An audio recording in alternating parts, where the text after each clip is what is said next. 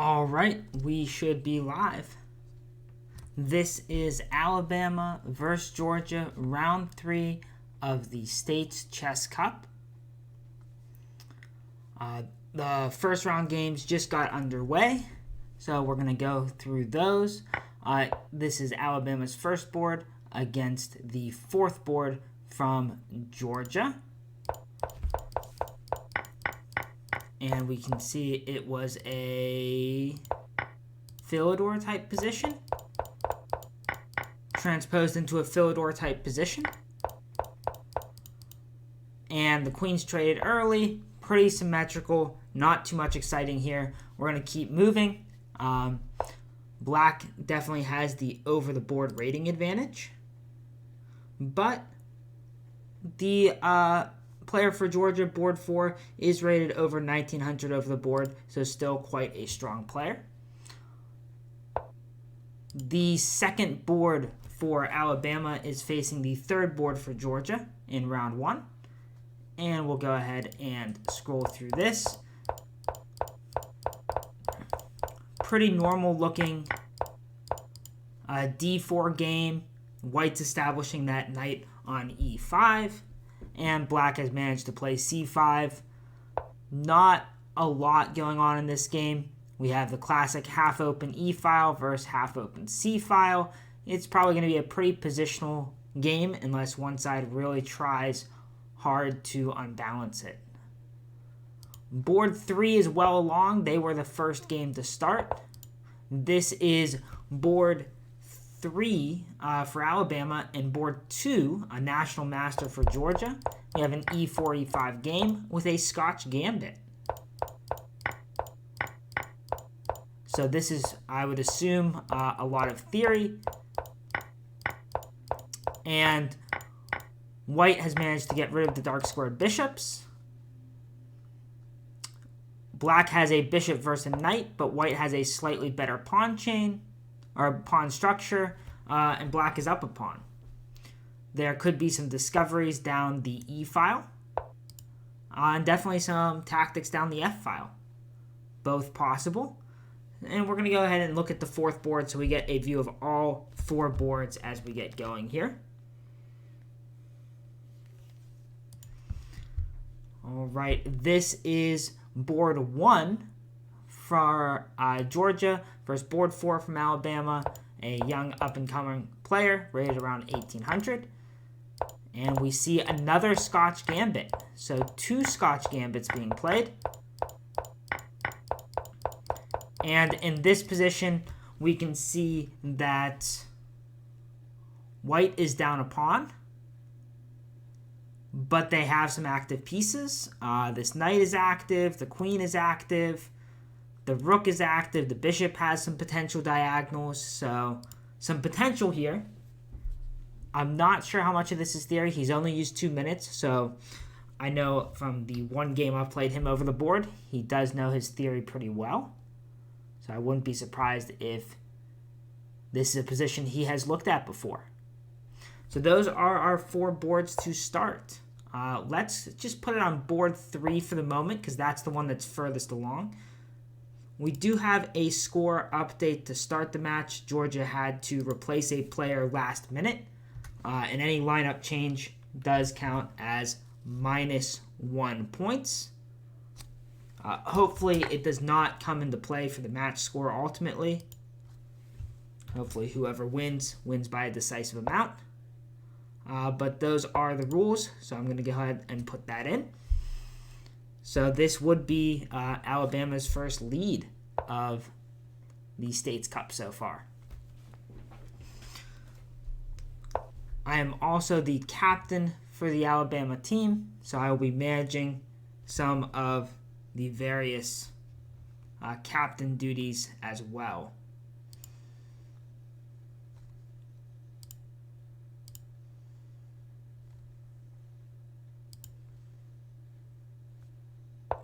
But so far, it looks like everything is going quite smoothly.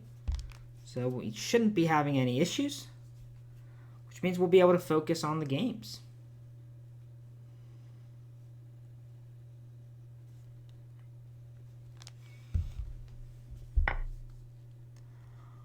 right, so the black queen that is on h4, white is playing g3 to kick that queen.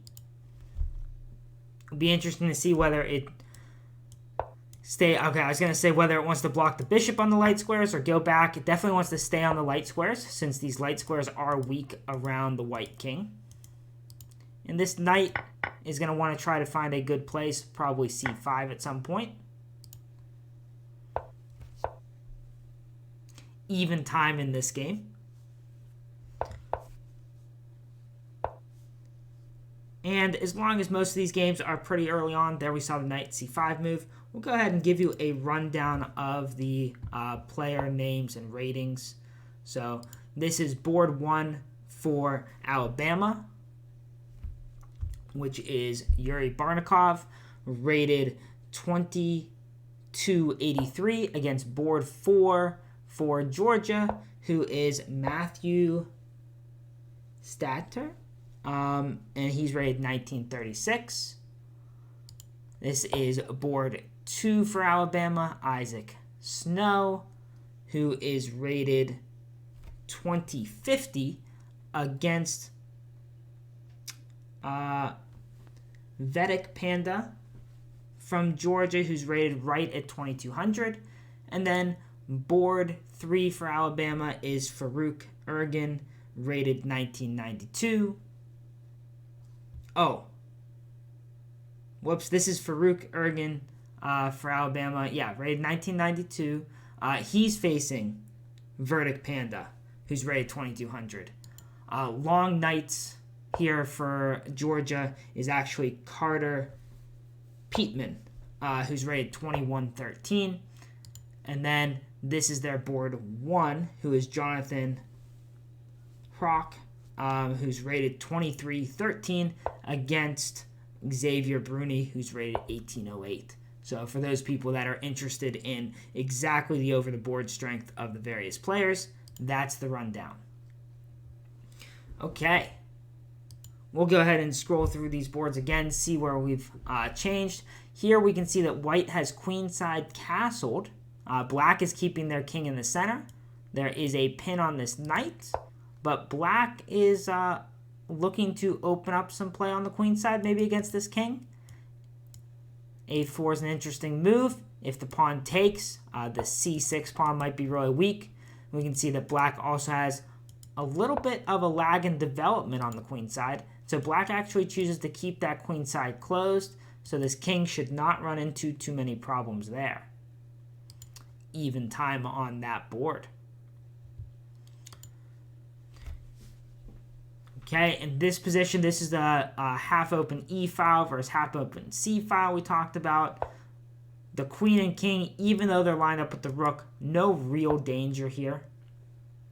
But black is able to use that C5 square, and there are some potential weaknesses for white. I would say I like black's position here, but I also tend to favor these structures as black because I tend to play a lot of French defenses and those type of pawn structures, so this is something I'm somewhat familiar with. Got to be a little bit careful of the pressure on this long diagonal, but if black doesn't get checkmated, their position should be just fine. And this is the position we already looked at. That king looks pretty safe in the corner. And this position looks like it's going to get a bit messy. And unfortunately, I think the white king may be weaker. Although white does have the nice knight. It's an unclear position, but objectively, I think I would favor black slightly here. We'll come back to this one after looking at this, where a lot has happened. So we last left it right after queen to d5 was played. And the rook came to the center. White grabbed that e-pawn. And white looks like they are down a piece to me. So let's go back and see what happened there. So they went ahead and took the pawn, getting the tempo on the queen. But then when the queen saved itself, now both the queen and the knight are under attack, since this knight is hit 3 times. And so it looks like white simply blundered a piece. And while there will be some play here for sure, this position is going to be going in black's favor. All right, so we can leave this game. And let's continue to settle on this board 3, where things are opening up. So black has captured on f4. We have a loose rook on e1. We have a loose king. What is white going to do here? If they trade, they may have some back rank issues. So I don't love white's position here. This knight, while it's on a great square, is not participating in the game right now. It's a great square if it was an endgame. Yeah, and black is looking to get in on that back rank.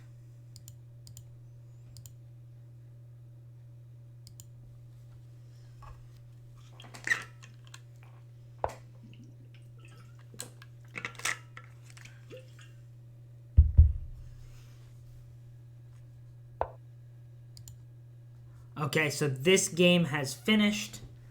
Black was victorious. We'll go ahead and update the match score. It's going to be a little confusing since it's only going to add up to 15 points, but I think everyone can handle it. All right, this game's still going. These games are still good. Let's leave it on this game the furthest along as I check in with my players.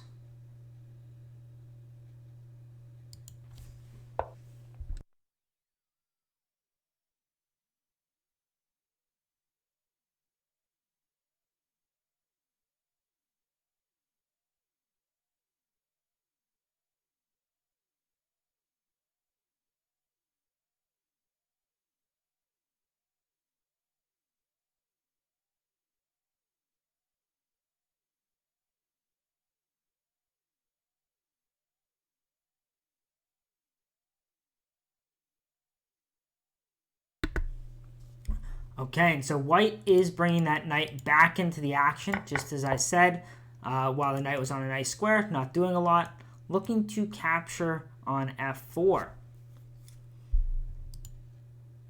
It also guards the e1 square, which is probably even more important.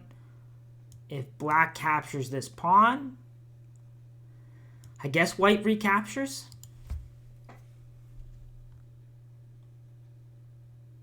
If the rooks come off the board, pushes the pawn. So locking in control over those light squares. I was thinking maybe capturing and trying to trade rooks to draw the king out, but this might be even stronger.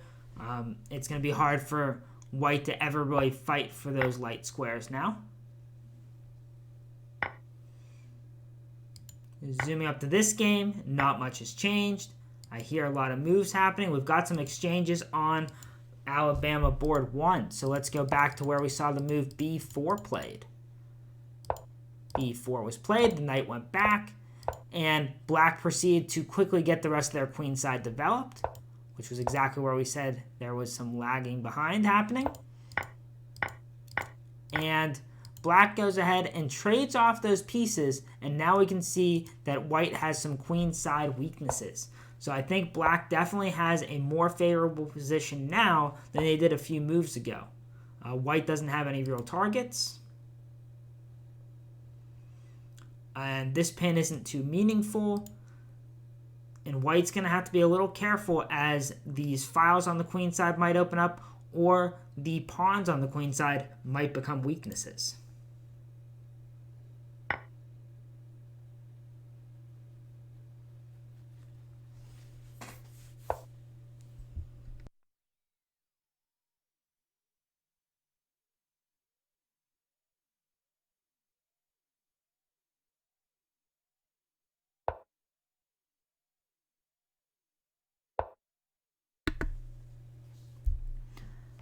Okay, so we're going to go ahead and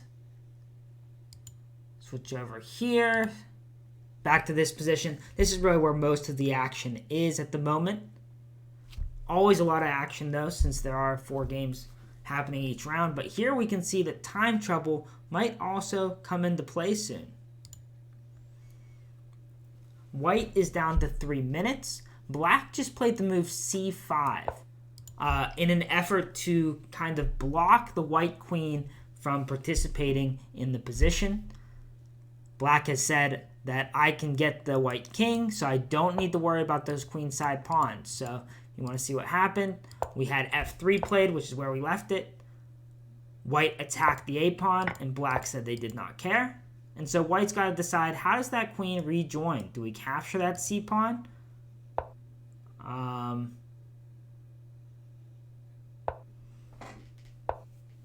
Okay, so decides to come back just to guard the back rank here, perhaps setting up the idea of knight f4 to try and kick the bishop. And white has gotten their pawn back. If the pressure eventually recedes, then white should have a favorable endgame.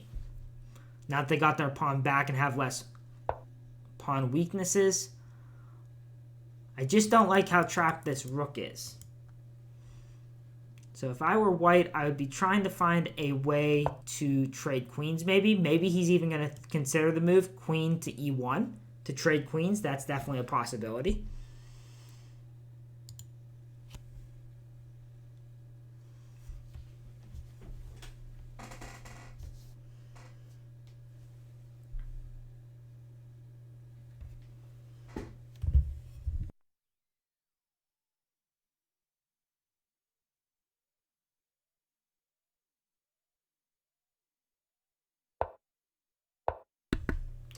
And that's exactly what happened. White looks to trade queens and try to relieve that pressure. I assume that black is going to turn down the queen trade. Well, yeah. Because if the queens trade, the knight's going to get the f3 pawn. And if the rook ever leaves that file. And if the rook doesn't leave the f file, then there's no real pressure on the back rank. So I was thinking queen captures, knight captures. Well, let's fix that error. Knight captures, rook to e5, hitting the knight, but knight takes f3, holds everything together. So it looks like this c4 push, even though it was a discovery on the queen, may not have been the strongest move, since the queen likely was going to e1 anyway. And now the knight should be free to go to the f4 square, hit the bishop, and white could be turning things around here. All right, we'll leave them for a moment. Take a look at those top two boards again. Just trying not to miss anything.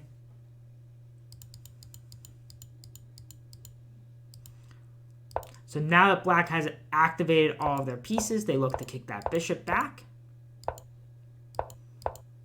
And we can see the knight using that nice c5 square, hitting the rook, hitting the pawn. There's no way to guard the a4 pawn due to this well-placed b4 pawn. Yeah, so this is a really nice position here for black. Also hitting this e pawn. I think it's likely black's going to be able to convert this. Both players around 5 minutes. On board 2, we do have a little bit of action. So we can see black's managed to get both their knights to strong squares, but white has the bishop pair. This trade on f5 is not normally good for white, even though there's some potentials for the e-pawn to run. Giving up the bishop pair gives up most of white's advantage. So when they've got that pawn on e5, they're usually looking to attack.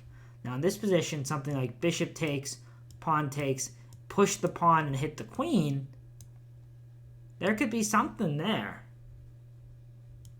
Taking on f5, e takes f5, push the pawn, and then the queen's going to have to move. Maybe it just goes to the e7 square. But I would be a little bit concerned as black here.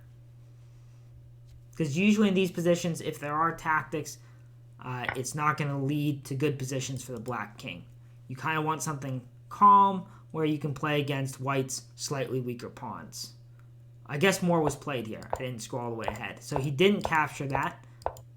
And this knight is rearranged all the way back to the g6 square. The bishop's backed up. And we now have almost no tension in the position.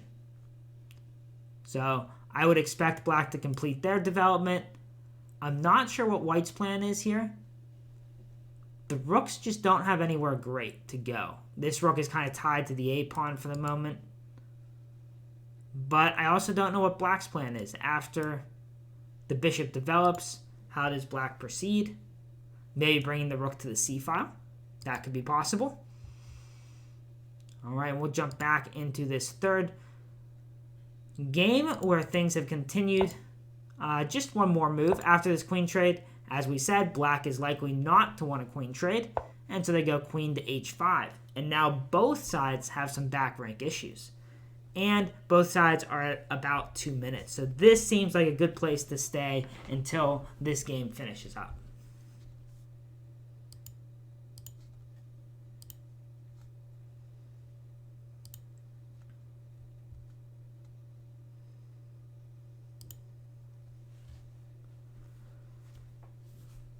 The time control is 15 minutes with a 2-second increment.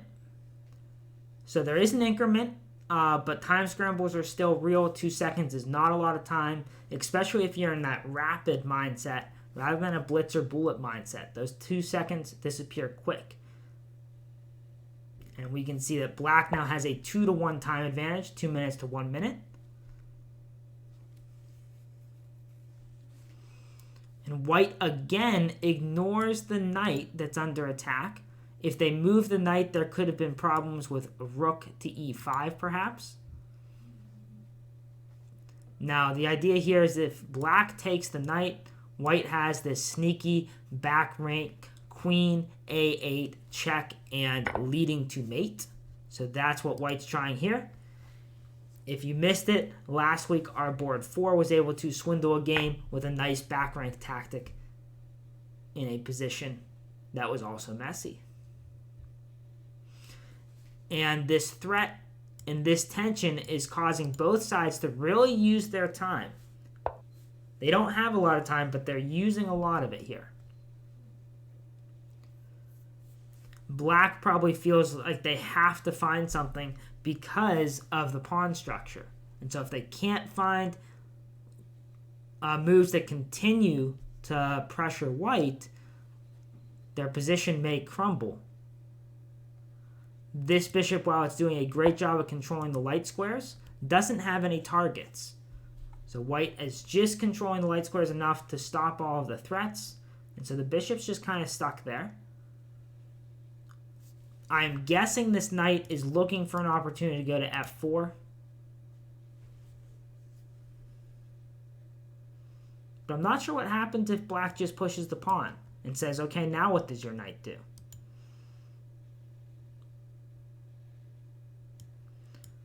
Knight here, rook here. Oh, well then I guess we're on their queen, so they might not have time for rook e5. And the rook goes all the way back to the back rank. Black concedes, in a sense, that they must retreat.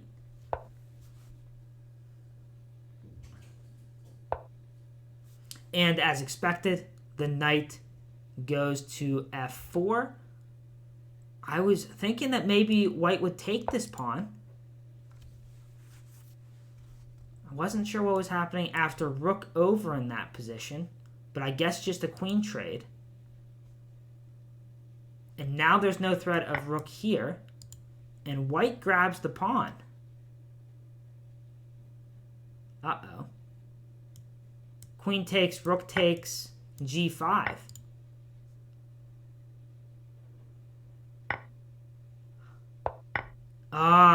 If g5, there was knight to g6 check, which would have been a really nice move. And so now the knight escapes, and white is the one up a pawn. So from the Scotch Gambit, white is up a pawn, and white is up on the clock. Now up 2 pawns. This would be a big win for the Alabama board 3 to take down the board 2 of Georgia. But this is still going to take a little bit of conversion. We can hear that there is a lot going on the other boards, but I'm going to stay here because black is under 10 seconds. Should we go to the other boards? All right, we'll check in. Since this is now an endgame where white is up 2 pawns, we will skip over this board. This board's still a long ways from done, so we will come back to this one. But we can see that white is getting kingside pressure. And on this top board, we have a king-pawn endgame now, where white is up a pawn but has worse pawns. So, wow, a lot happened here. A lot happened. Let's go all the way back to... We saw knight c5 attacking the rook. Bishop takes, winning the exchange.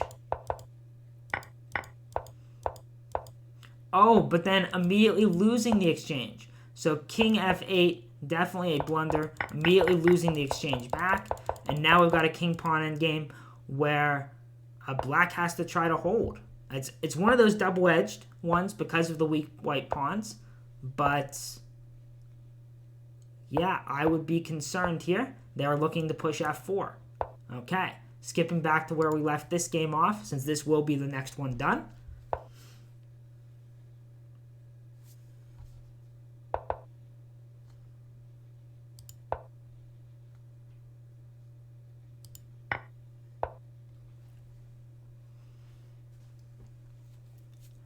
And this looks like there's going to be a conversion as white is about the queen.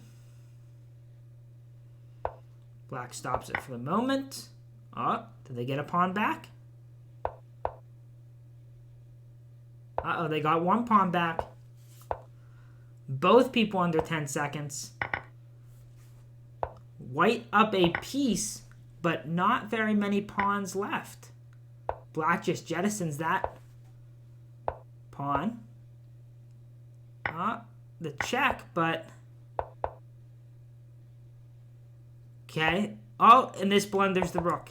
Yep, blunders the rook to a discovery, and then the rook will be able to make it back to stop this last pawn. So a little tactic at the end to save a game that almost felt like it was getting away from black. Okay. Well done by Farouk. So that's a win on that board. Let's switch back to board 1, since this is an endgame that's still going, and it looks like it's going to be a pawn race. And it's not looking great for it. I'm not sure what's going on.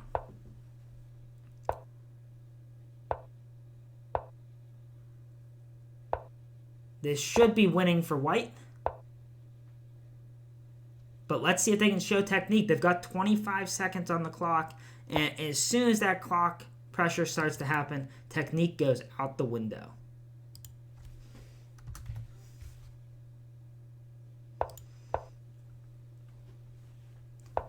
Is white just going to repeat here? They're under 10 seconds. Black will be lucky to escape with the draw, and will be happy to get it, I'm sure. Well, not happy to blunder the exchange, but happy not to have lost this game. And that is a draw. Their board 4 drew our board 1. So good game to them, and we have 1 game left going.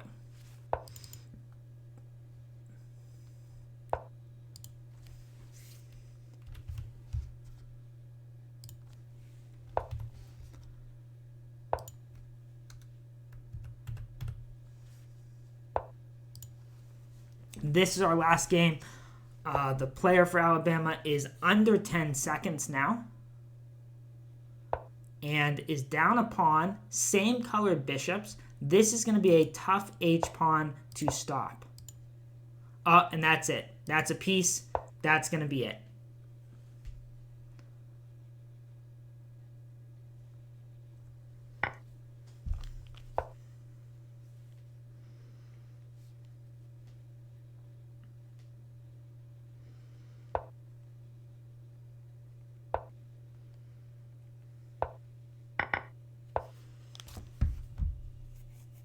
And this is going to be a win for white, for the Georgia player. And so we will be ending round 1 with a score of 1.5 to 1.5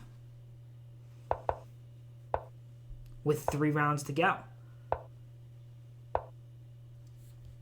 They're going to play a few more moves here.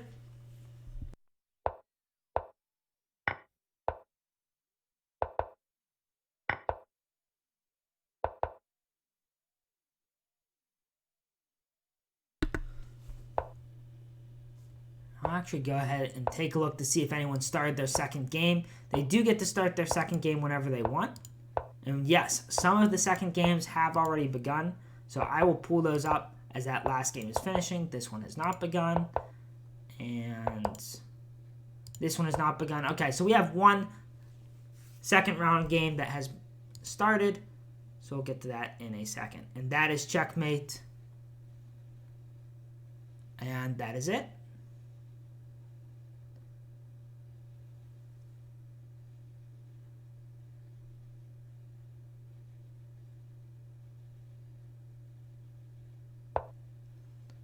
Okay, so let's go ahead and bring up this, see if any of the games continue.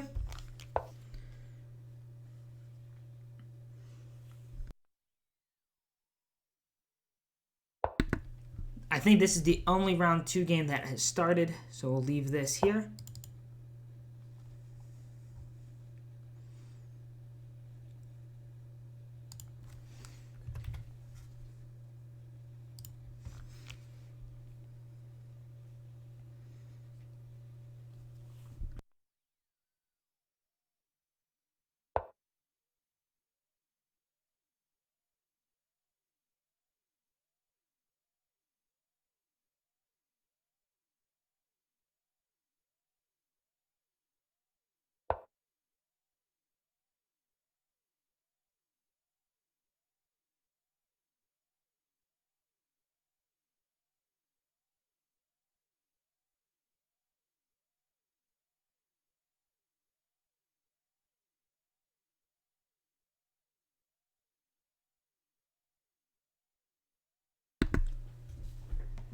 All right, so here we have the first game going on.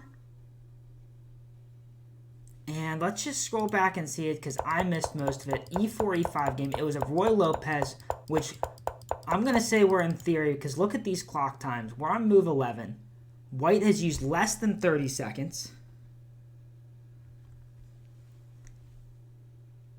Black has only used a couple of minutes. White is clearly familiar with this position.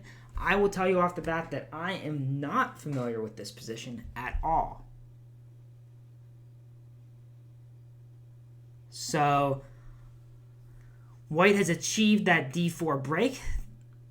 Black's got to decide whether they're going to capture or whether to retreat the bishop, or capture and then retreat the bishop. Okay, capturing first, and now the bishop will retreat. Again, obviously all theory. We will check on these other games, see if they've begun. Players do have a few minutes if needed, okay? So they went ahead, and they have started also. This is their board 1 against our board 3. And we have a King's Indian type position, where White is really clamping down on the center. And Black is looking for counterplay everywhere else on the board, looking for it on the king side. And this is another position where it feels like we're likely in theory, because look at those clock times. Move 15, less than a minute used. And this knight's going to have to find a new home, maybe on c5. We've seen a lot of strong knights on c5 so far today. So we'll leave in that game. Going up to the Alabama board 2, let's see if they have begun. They have indeed, against the Georgia board 4. And it seems like it's just going to be a theoretical battle here in round 2 because they are well along. This is an Italian game.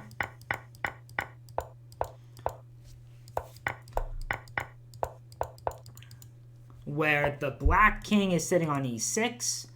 Black has a bishop, White has 2 knights. White has an isolated pawn. You've got to think that black is a little bit better here, unless white can get something against that king. Since white does not have any material advantage, black has the bishop and the better pawn structure. However, white does have this knight on e5, an outpost, so it cannot be kicked away. Guarded by our pawn, cannot be attacked by enemy pawns. Okay. Black plays the move c6.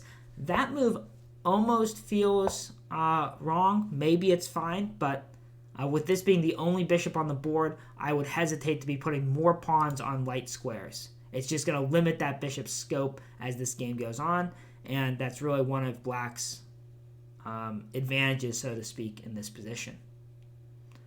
Okay, and on board 1, let's see if they have begun their round 2 game. They have. This is great. All 4 games started. Didn't need any interference from me to get things going here.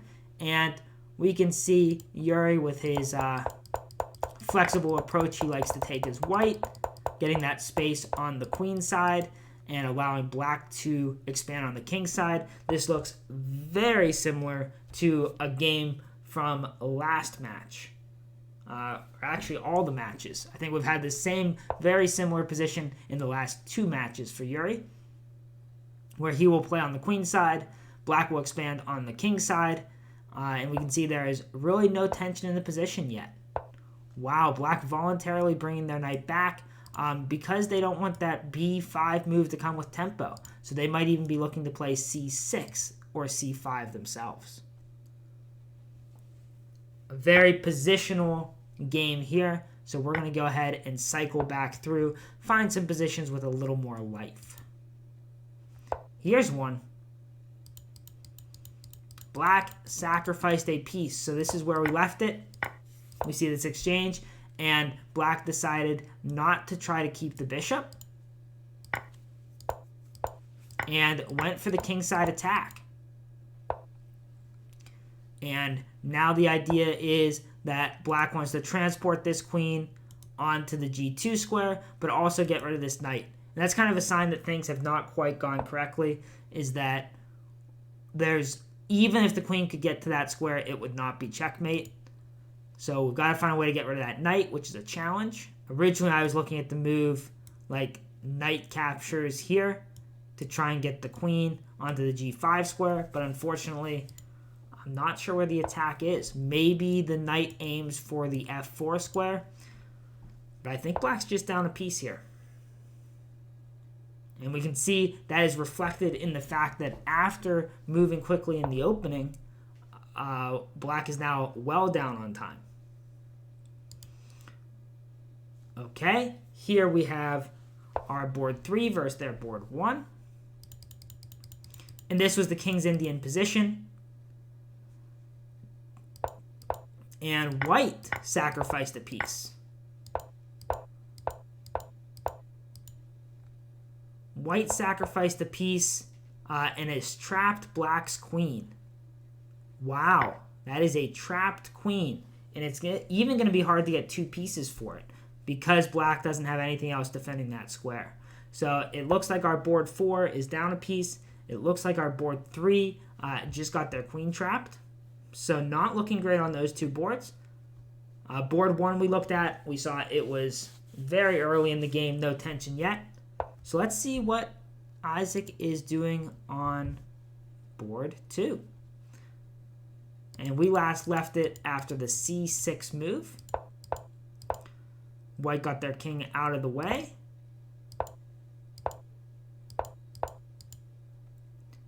And white is trying to make sure that every piece is active since they're the ones that have the isolated pawn. And we can see that black's pieces are slightly misplaced at the moment, although white does have to be careful of knight captures g4 ideas in a lot of these positions. Yep, so he goes ahead and moves out of the pin and guards the g4 pawn in one move. I like that, keeping the king on a dark square. Very even. So first 2 boards, very even. Boards 3 and 4 in a bit of hot water at the moment.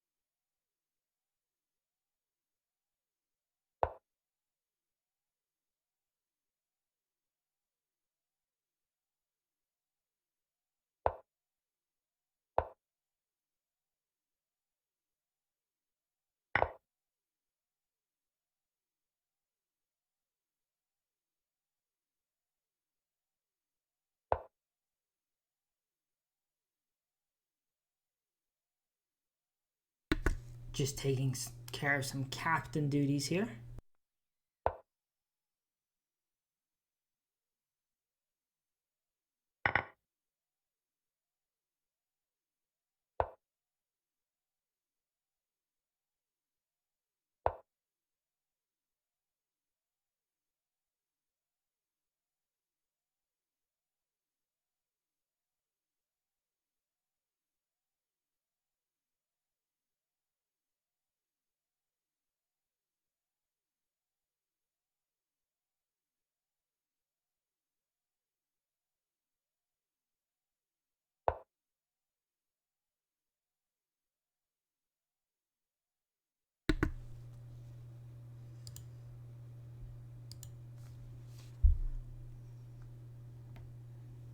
Alright, so let's go ahead and cycle back through here. This game is still... White's still up the piece, but black has created an attack. Queens have come off the board. White is trying to keep that G file closed.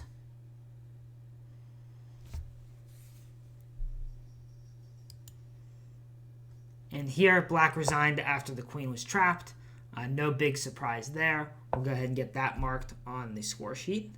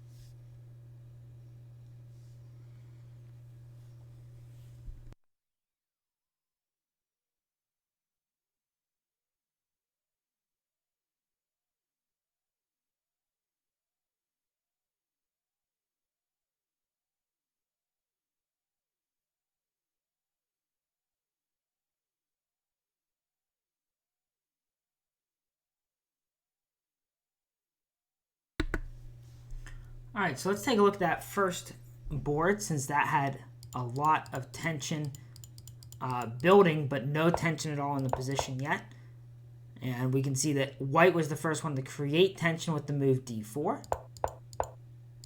And then push d5, and looks like they might have stolen a pawn. White may have stolen that f pawn. White has not committed their king yet. And black has to decide what to do with their knight. I guess maybe that has to go right back towards the f file. Yeah, white might have just stolen a pawn here.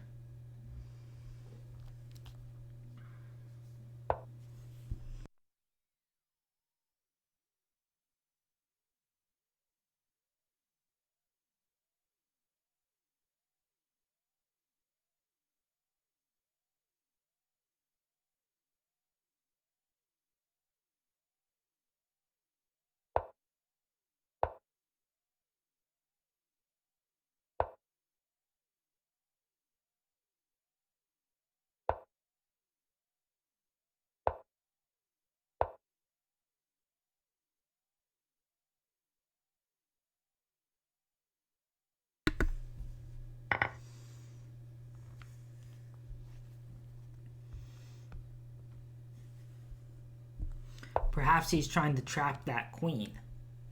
The queen might have to go all the way back to the f1 square. Might be quite a journey to keep that pawn.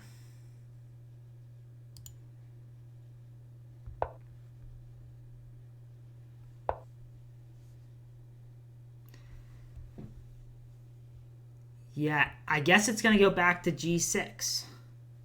That's probably where the knight's going to go. And then from there, the white queen's going to be on f1. Very strange position.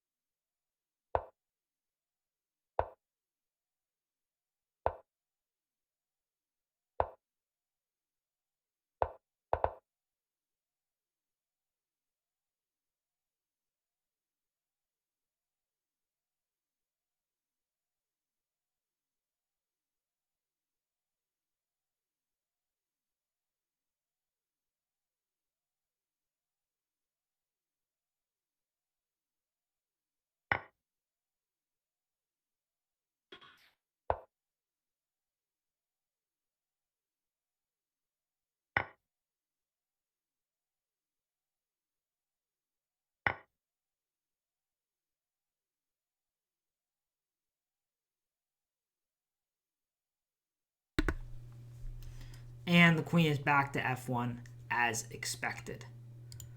Okay. Let's go ahead and take a look here. We ended up getting checkmate. Use this guy. I am muted. Someone in the Zoom call that thinks they're muted. Okay. We didn't end up having checkmate by white, so that is another point. We will go ahead and check out this game. As I update the score, we can see that white has pushed all their kingside pawns. And black is going after the last white queenside pawn. And if they get that, that A pawn could definitely be dangerous, for sure.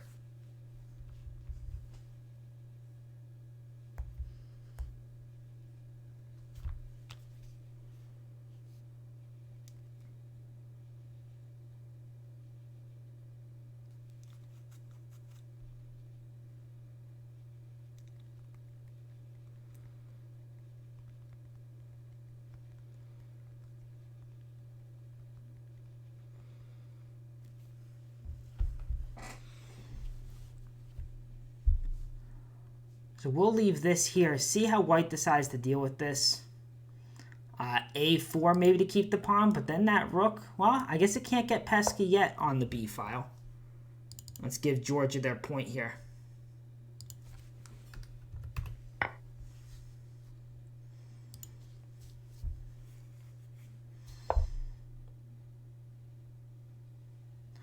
Okay, so white actually says that maybe we'll trade on the B file. And if black goes after the A pawn, the white rook is going to infiltrate on that 7th rank. And the black king might be in a little bit of trouble.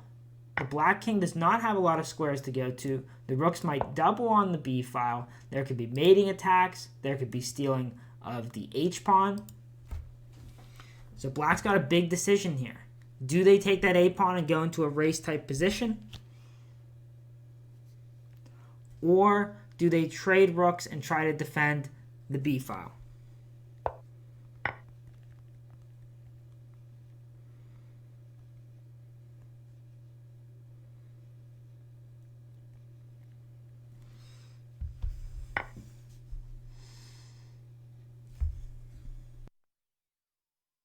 Chooses to double the rooks, saying that if the rooks trade, he's still going after the A pawn, and we don't have rook B1 in this position.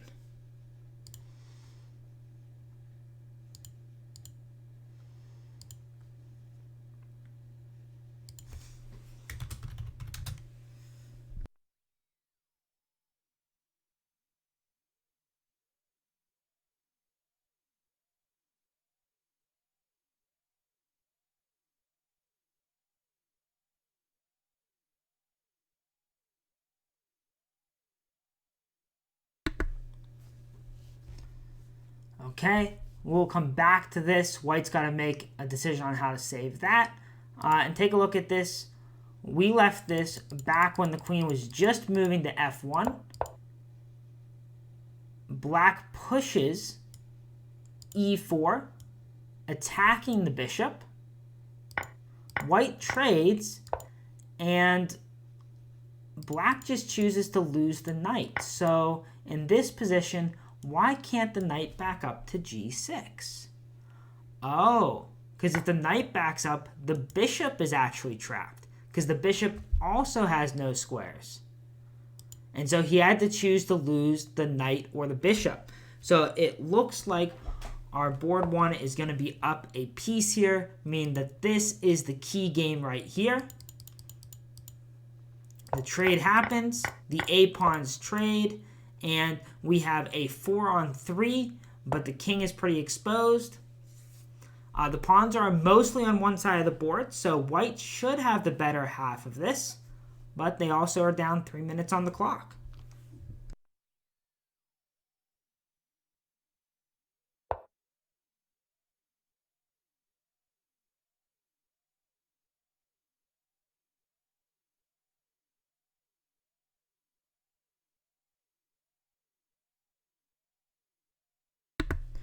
So white's got to decide what the plan for the king is, how they keep that king shielded from checks, and also what the plan for this knight is. Is it going to the d6 square, or does it want to trade for the bishop? That's a big decision.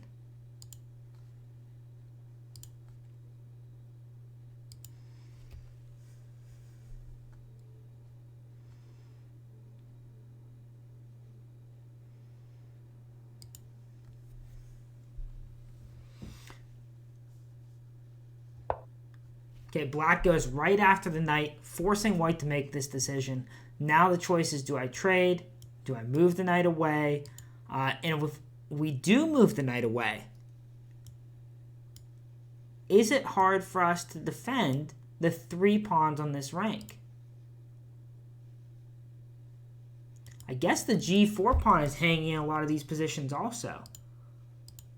So the king went back. But if the bishop ever takes, there is knight takes pawn. And so if the knight saves itself, but it might have to go after the rook. Because if it goes anywhere else, there might be bishop takes g4. There's definitely still a lot of play in this position.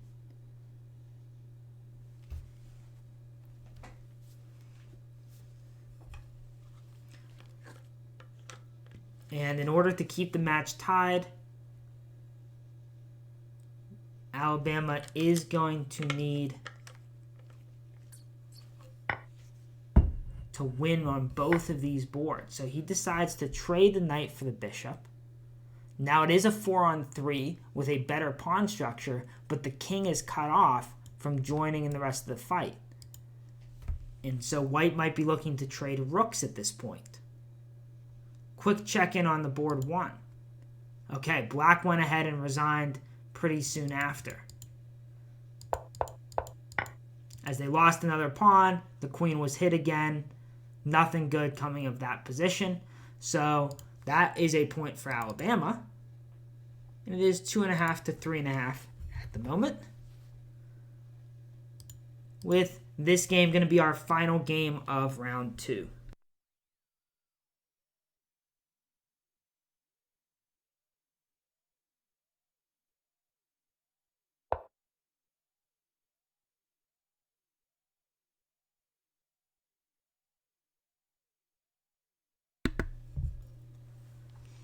So white is probably looking to get their rook active.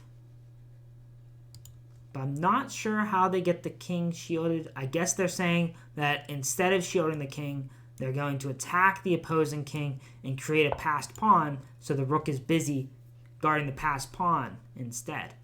Now if there's a rook check, the black king might try and run up the board. Definitely a double-edged position.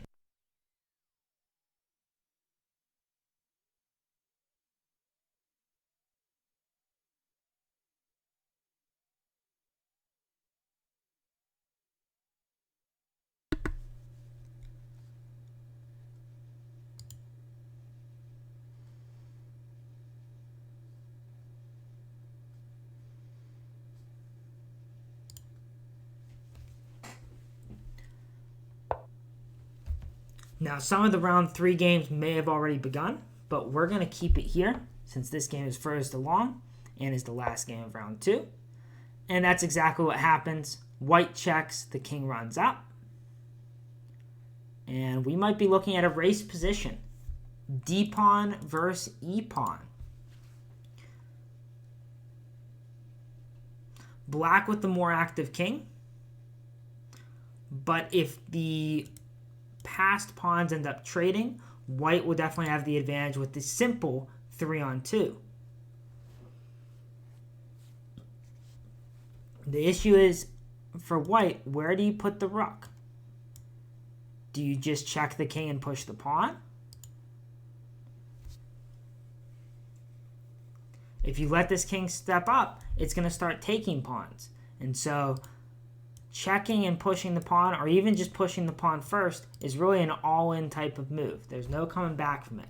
Pushing the pawn first, we might run into issues with rook to e3. That looks like a good defensive move for black. Yeah, so white chooses to check again. And now maybe the idea is, if we push, putting our own rook on the e5 square to block the file.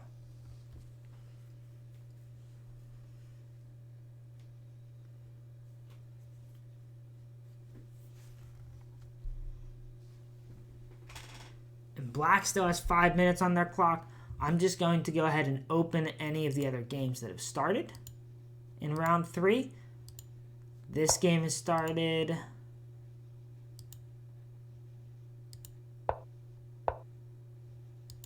This game has not started. And this game has started. Okay, so we have 2 games that have started in round 3. And it did end up being the pawn race. He went forward. White pushed the pawn. And the idea here is that the black king is going to be cut off from the defense. And so it's king and pawn against the rook and pawn. And black needs to decide, are they going to use their rook to help their own passed pawn or to defend against white's passed pawn? Also, another idea for white, if this king ever steps up, is to try and create a connected passed pawn by pushing the f-pawn. Yeah, so black says, nope, I'm not going to allow that. I'm going to take that f-pawn right away. Now the idea of the rook coming back to e3 is alive because rook to e5 is no longer possible. White is down to 30 seconds, and now their pawn structure is worse. Could be worse because these pawns might also be falling. That active king is really getting in on the position.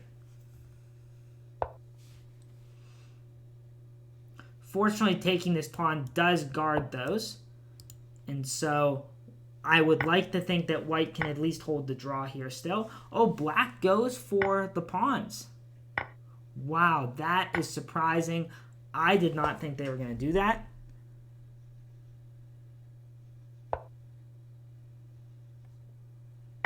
Black goes here. And white defends the pawn. It should still be a draw with the 2-on-1. Something like queening and then taking the h-pawn should do it if needed. But white might try to continue pushing. Try and draw that black king closer.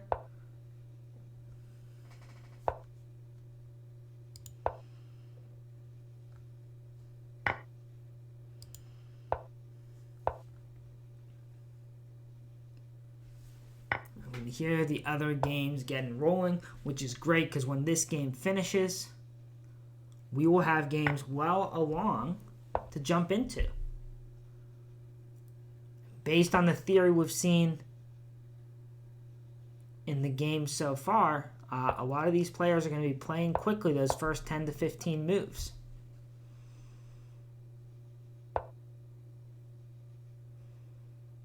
Okay, so he advanced his h-pawn to try to avoid that tactic. And as long as white can trade off one of these pawns, it still is a easy draw because the white king is in perfect position.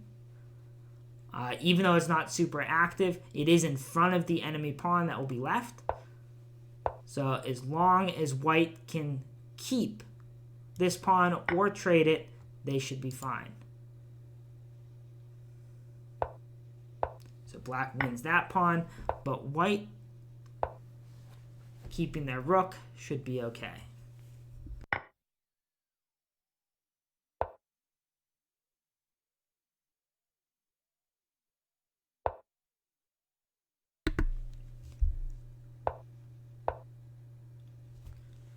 All right, we are going to check in with the other games since this is now a rook end game that's going to have a lot of checks. And we will check in a couple of minutes to see if white was able to hold this draw. So on board 1, we have Alabama board 1 versus board 2 from Georgia.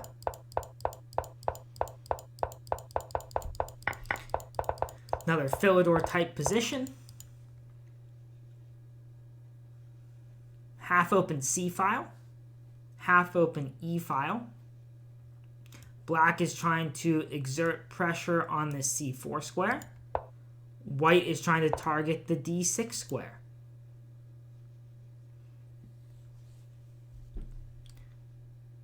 White probably does not want to play b3 just because that weakens this knight in the c3 square.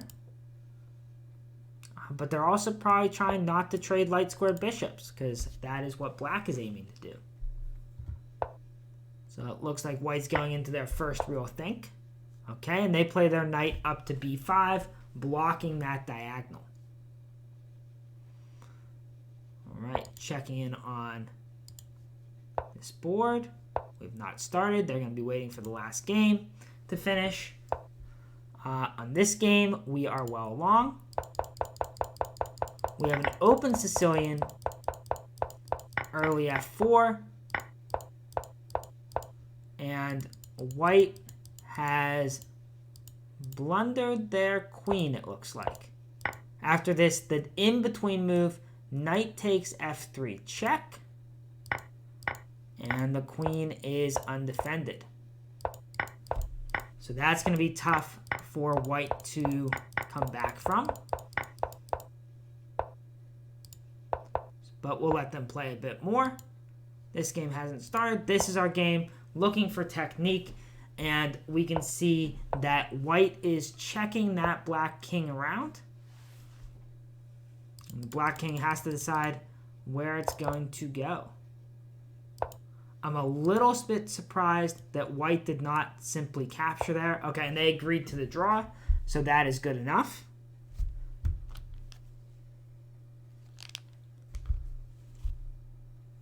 So we'll go ahead and mark that. So after 2 rounds, the score is Georgia 4, Alabama 3.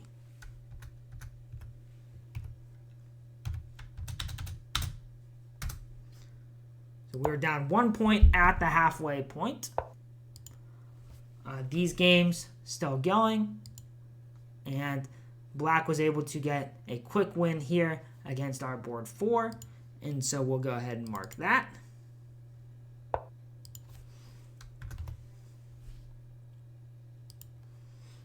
So 3-5, 3 games left in round 3. We'll see if these guys are starting. They have not yet, and they have not yet. Some of the players might be taking a minute to break. So this is our game to focus on for the moment. We saw white play the move knight to b5, black capture, and give white these kind of strange pawns. We've got a lot of potential weaknesses here. The b3 square could be a weakness, that knight jumping in, and the c file could be a weakness.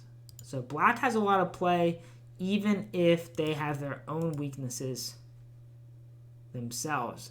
I like black's position. This knight on c5 feels good. Be careful if bishop captures and then rook captures. Be interesting to see how black defends against that.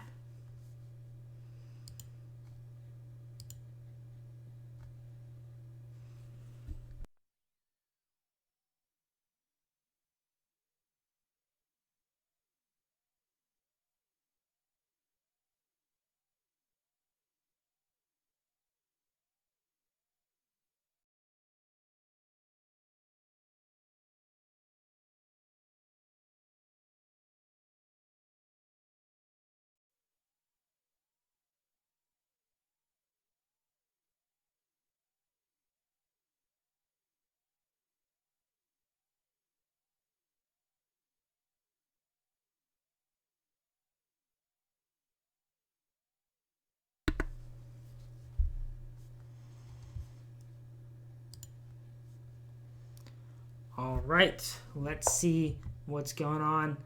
If these games have started, they have. Perfect. Now we've got the games going. Make sure this game is started. All right, all 4 games have begun. So here, our board 3 against their board 4. We have another Scotch Gambit. And we can see that white is quite comfortable in this position. The early e5 push. This feels like a good position for white already.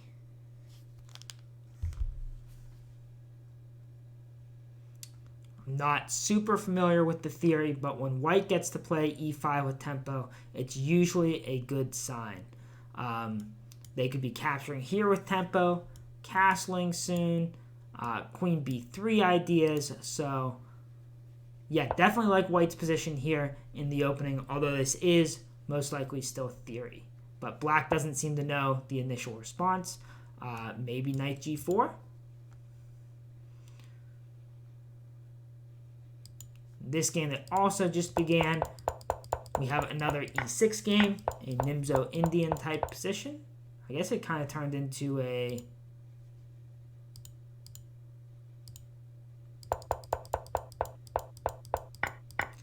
kind of a Benoni type position with that weak pawn on d6. But this bishop is out here. It can capture on c3 whenever it wants. White has a long pawn chain, but some dark squared weaknesses. And so black should definitely have play for the rest of the game. And we'll jump back to this first board. And f4 is now on the board. So after the move a4 and rook a1, black reinforced their knight by playing knight f to d7, bringing it from the king side back towards the center and queen side. And white struck with f4, trying to play on the other side of the board where the knight just left, trying to open up the position for their two bishops. It looks like a good move.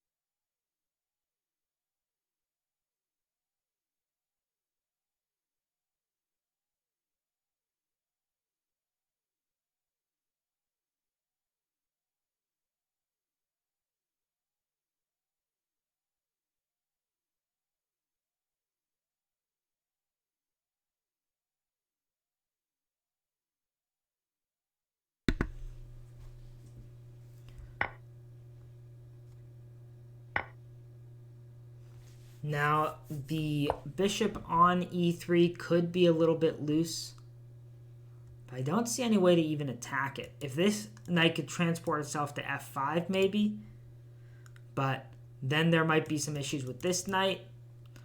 I said I liked black's position, but white is playing pretty well here. And if these pawns end up trading or something, I get worried about this d6 pawn. That knight is pressuring it. This bishop can join in. And that would not be easy to deal with. This knight is actually blocking the queen from defending it. I don't think the queen wants to sit on c7. So we'll see how Yuri chooses to deal with this. This game we just looked at. Here is the game where we saw e5 played. So let's see how black decided to deal with e5. He played knight to e4. Captures in the center, plays the check. And black is trading off some pieces. Now that white's out of the pin, if either capture happens, white will be able to recapture with the other knight and avoid ruining their pawn structure. And there's some pressure on this c6 knight. That knight retreats. Then maybe the bishop comes back. I'm not sure if white ever really wants to trade here. White has not sacrificed a pawn in this position. But white is still the one that wants to be attacking. And so trading pieces doesn't feel great. These two center pawns can go from being a strength to a weakness very quickly. This d4 pawn can be hard to guard since the e pawn is past it and there is no c pawn. So that's something to be aware of in that position.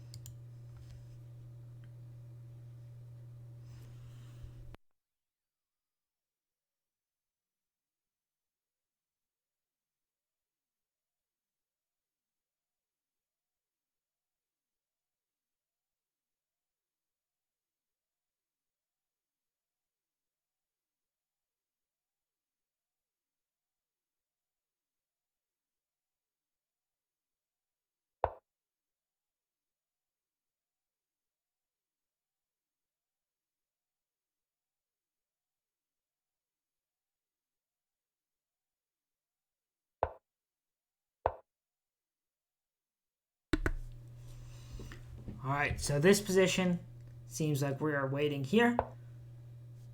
Oh, moves were played. Okay, so the exchange was made. White gets to expand on the king side. This knight might come back to f3. White is also threatening to take on this knight in some positions.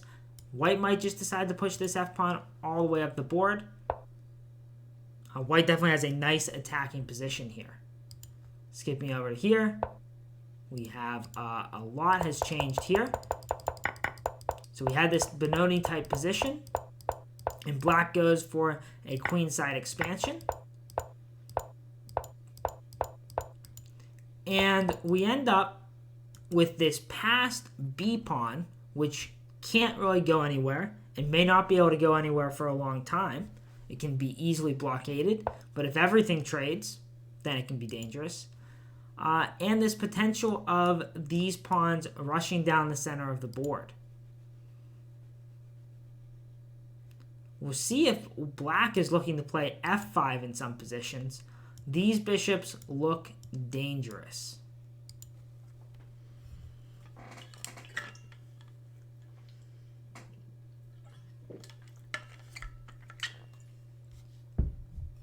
Looking back at our board 1 versus their board 2, we've had some moves.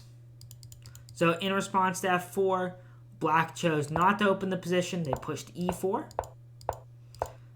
And both sides are kind of rearranging their knights.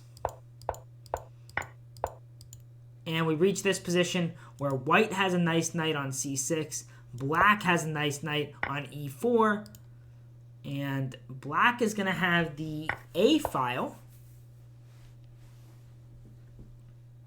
White's playing pretty quickly here. And it'll be interesting to see which of these bishops becomes better, because right now neither one of them is impressive, hitting their own pawns, hitting the enemy pawns. Neither one is doing a lot. Black jumps in right away with the knight. So this is really going to come down to who can get their bishop active and who can get their queen active. Both people have a good knight. Black has the a file. But what about the queens and bishops? Okay, so before he does that, black goes ahead and he gets that rook more active. And what's nice here is that the rook on a2 cannot be kicked with queen to b1 because the knight is guarding, or knight's guarding that square. So the queen goes to c2 to guard the pawn, and we can see it is active on those light squares. So I wouldn't be surprised to see a bishop d3 move some point soon.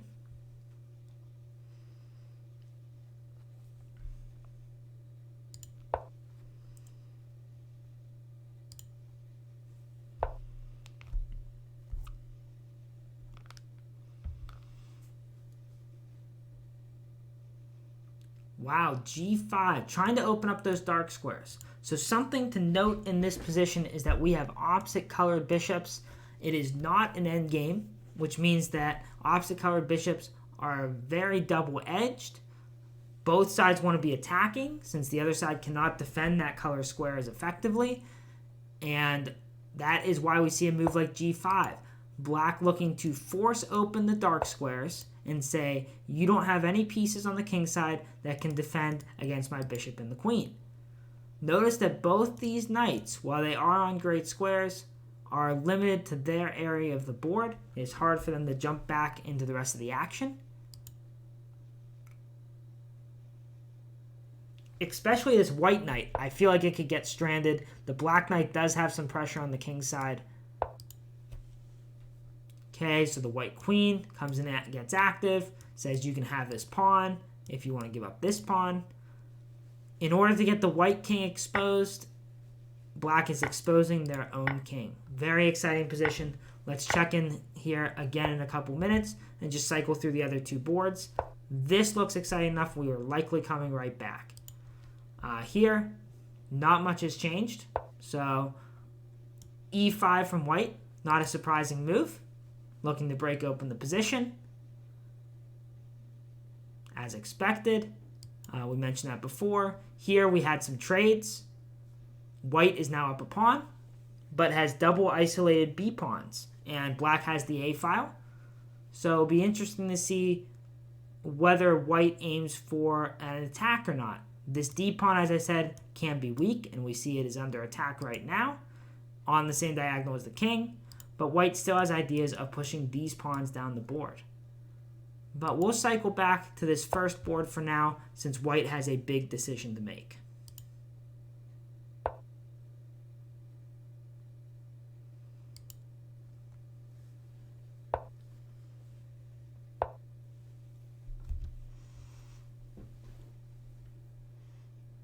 Black is under a little bit of time pressure.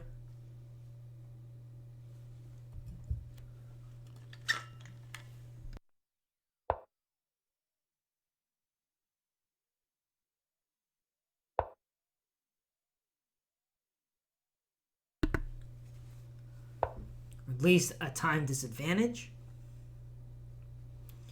I'm not sure what they should do here. So, okay, they go ahead and capture. Looks super double-edged. I'm looking at this move, bishop to d3, simply threatening the h7 pawn. And in that position, maybe the king can go for a run. Maybe black can get away with pushing f3. So bishop d3, definitely a move to consider here. This is a key moment in the game. Both sides have managed to expose the opponent's king. And opposite colored bishops, this position feels like it's guaranteed to be decisive.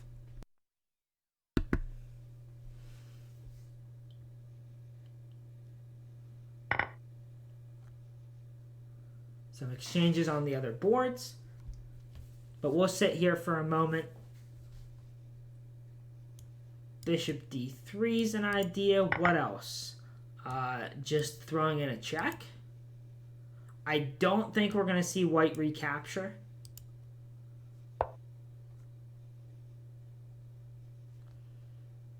Could they push the pawn? Seems unlikely.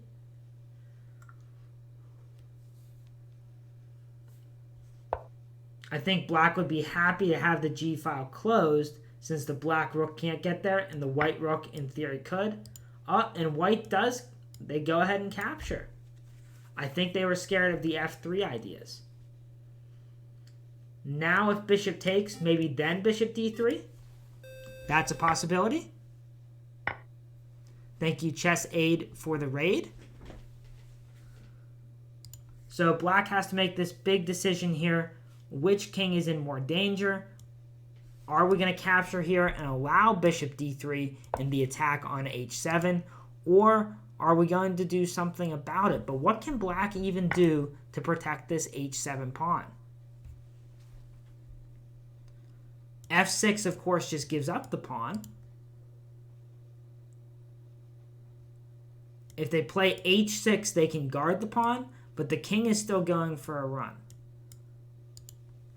And so I think the black king is going to be on the run. No way around that. But unless white can get another piece into the attack, I think the black king should be safe. Let's see. Imagine bishop d3 and queen captures, king over. Well, I guess that would just be mate because we can't actually run to this square. So the king might have to preemptively run. Bishop here, king runs first, so this doesn't come with check. Okay. He says, I can survive, allowing bishop d3, but after bishop d3, I think the king might have to run first. That way it can get over that d7 square and avoid the checkmates.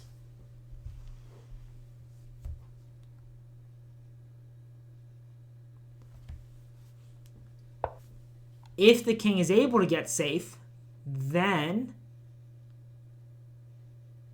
oh, well, here's an idea. You push f6 to guard the pawn, and if the queen takes, you could even throw in queen g7 and try to trade queens. We're always going to be getting this pawn at the end. I don't know, there's a lot to calculate here. The 2 extra minutes for white definitely feel like that gives them Okay, and they just run with the king. Gives them an edge in these crazy positions. So the king moves off of the g file. As I mentioned, white's the only one that can get a rook there. I don't think we can leave this position. Wait, what? That's not a free bishop?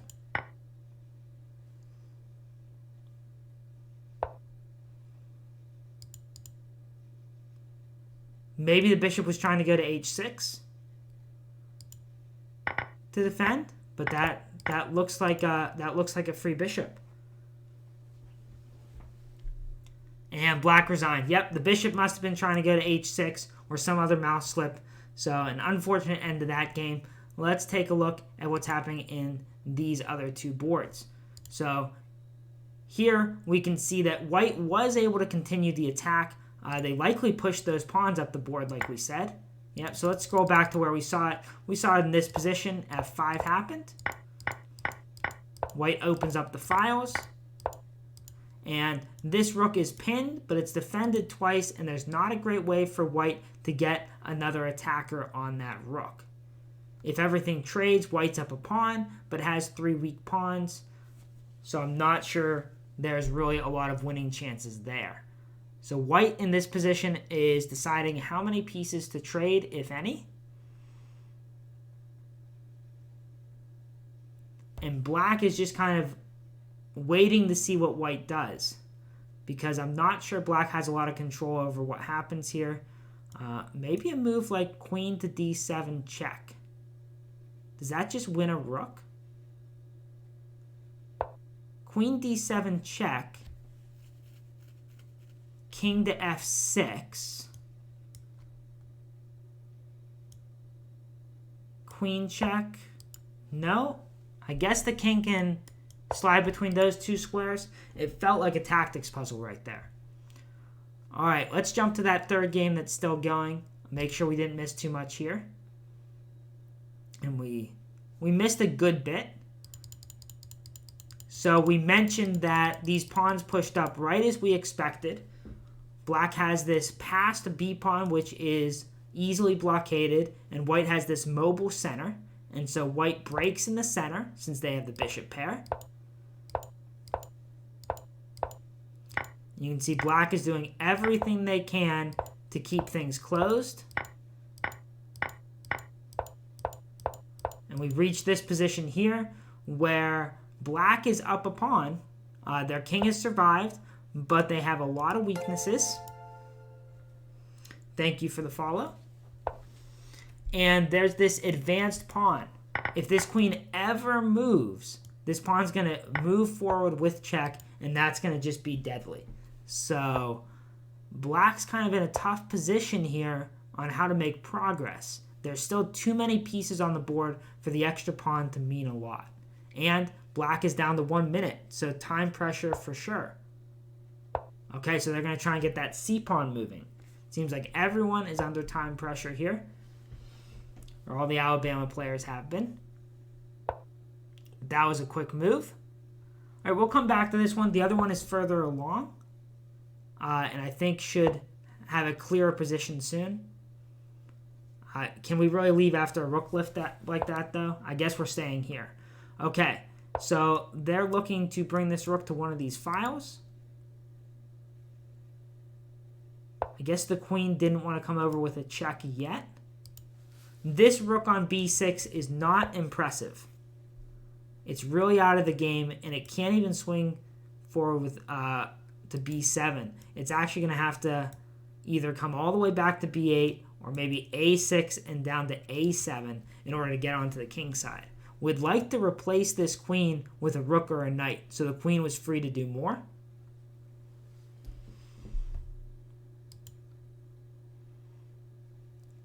The g8 square could also be a problem in a lot of positions.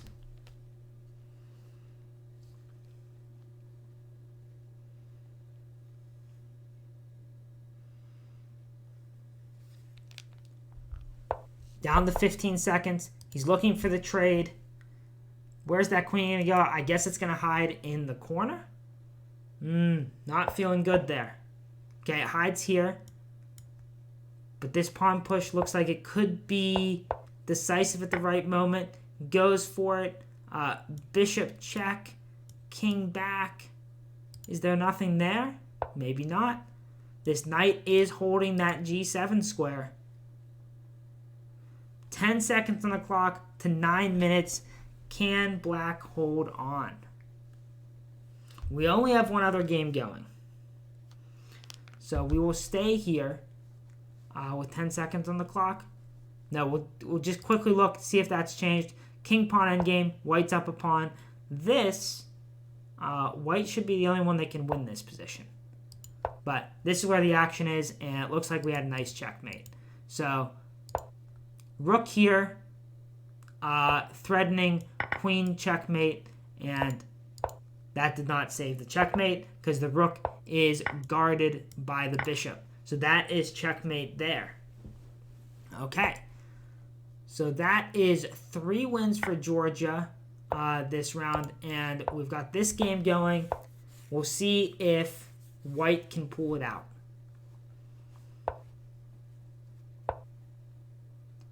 They do get the queen first. Can they stop those other pawns? See if they can show some technique. So it is now 3-7. Alabama is going to need a good last round in order to come back here.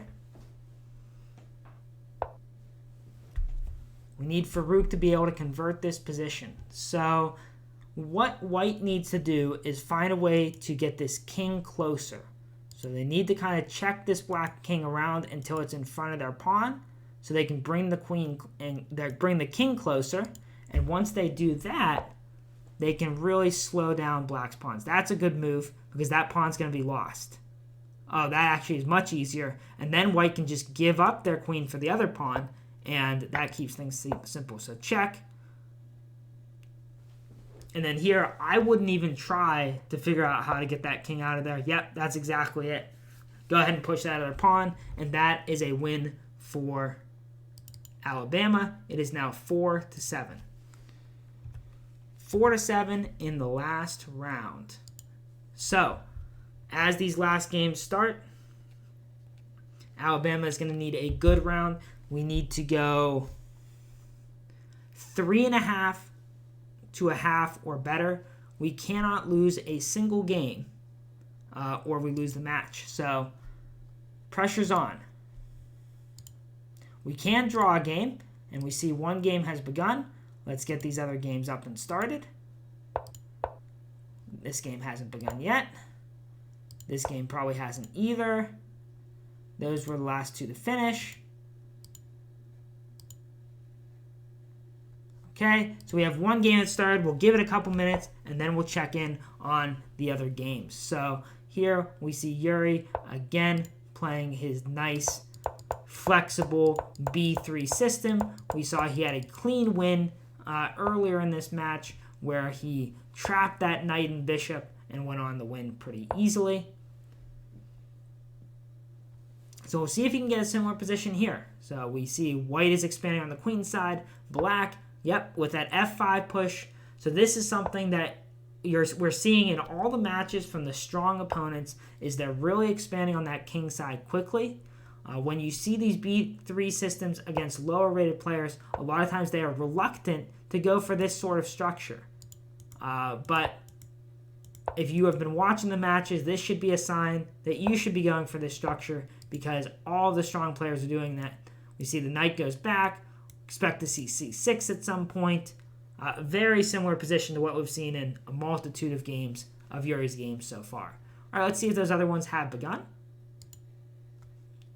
Okay, this game has no moves yet. There we go. Now it's begun. This game has also begun. And all 4 games are going. And so this is it. This is the final round. We need something big from Alabama.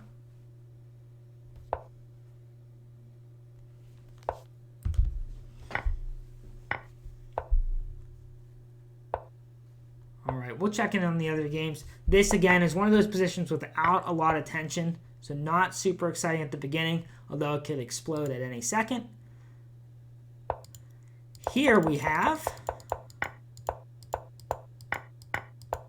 a fried liver attack with bishop to d3. Bishop to e2 is the move I'm more familiar with, but bishop d3 is what was played. Both players seem to be comfortable in this position. White is up a pawn. Black has stopped all the pressure. It has good development, although they also have some queenside weaknesses. So I like these positions from the white side, but white does have to figure out how they're going to coordinate their pieces. The bishop on d3 does prevent the natural d3 letting this bishop out. So we'll see if this bishop ends up on b2. It wouldn't surprise me. I know he likes to put the bishop there in a multitude of positions. So it might be something he's aiming for here. Jumping into this game, we see it is a London system, an early c5 and queen a5. I am not familiar with this. But we can see black has defended the c7 square successfully. They brought their queen out pretty early. Maybe b4 is coming, and g6 looking for bishop g7 and kingside castle.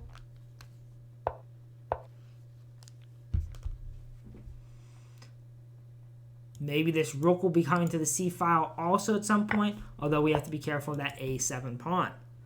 And let's do a quick check-in of board 4.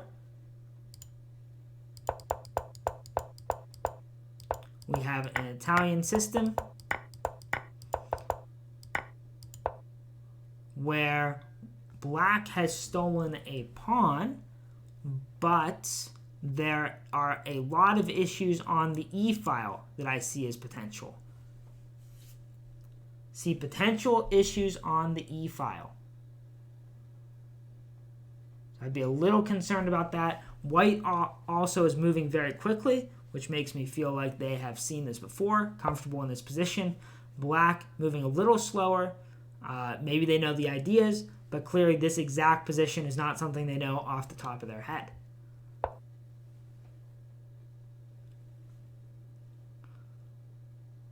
And I think we'll jump back to this fried liver position because it seemed pretty interesting to me. Hanging bishop on c4. Yeah, so if bishop takes c4,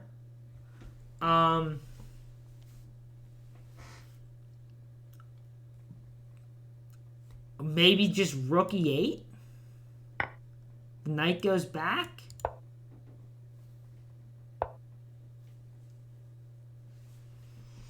Maybe. So knight takes c4. The queen attacks. I guess we're just bringing one of the knights back.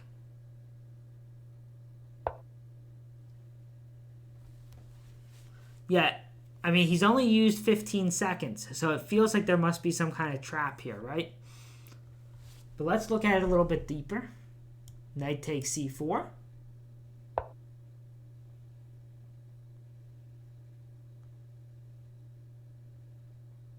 Queen e2 hits both the knights, but then one of the knights can go back. Are there ever issues with our queen getting trapped with like a bishop g5? It feels like we should be able to play f6 in those positions. It's probably a lot of what Xavier is thinking about right now, trying to decide whether or not that bishop is really free. So what happened right before this? He captured the knight. White pushed.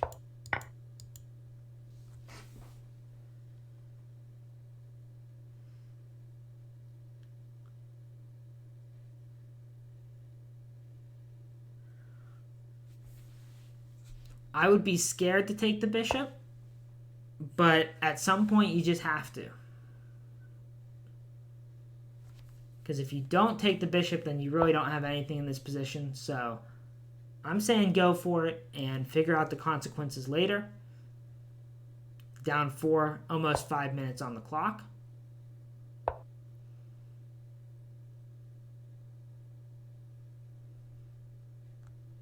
All right, we'll let him think. We will check in on that and see if he does take the bishop.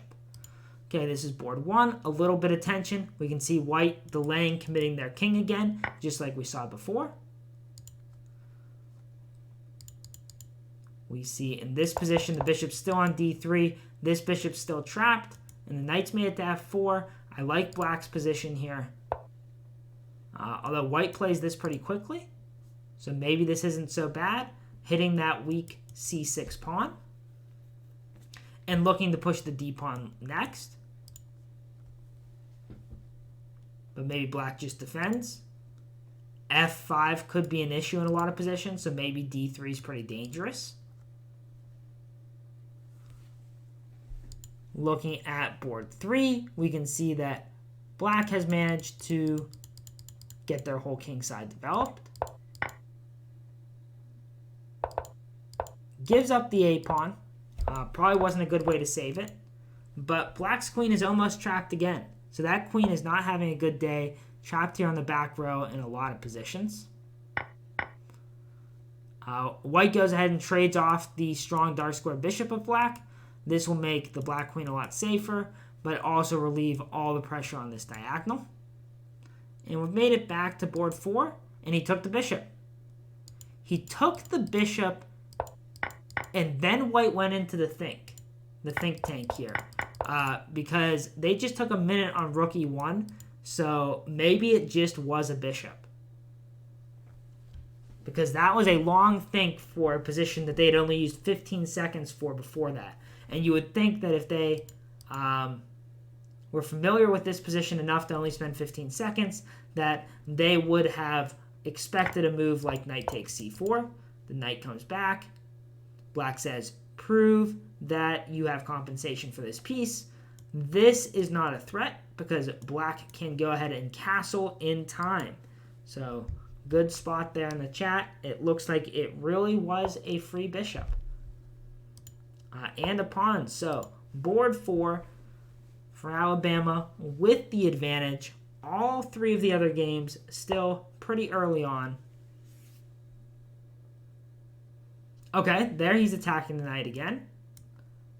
So maybe the f5 push. Maybe queen e7. Still some things to think about. We'll leave it here for the moment since there's a lot of tension in the position.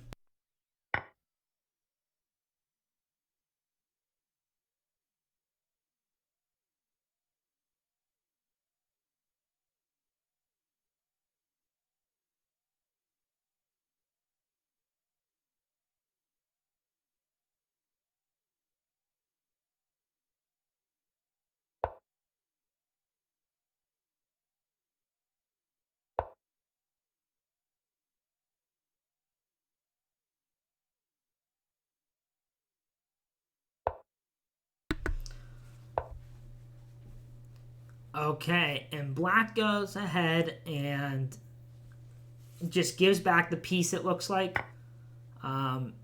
Maybe f5 could have tried to keep it, but then there are ideas of just playing f3.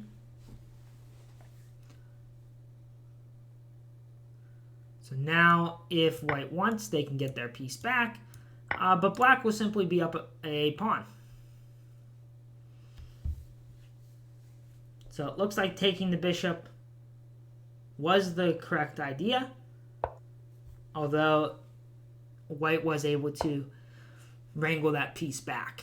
And now we're going to probably see, I wouldn't be surprised if we see those knights trade. Just because if they don't trade, then it's a little harder to get this bishop out, unless he's thinking that he can do something else with the knight. But the knight really doesn't have a great outpost square. And I don't really like the idea of leaving that white knight on e4. So I would expect a knight trade. Yep.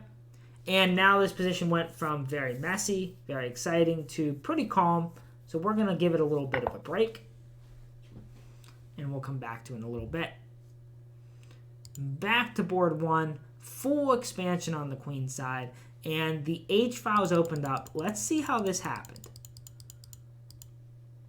All right, so just like in the other game we covered, white pushes d4. and then d5.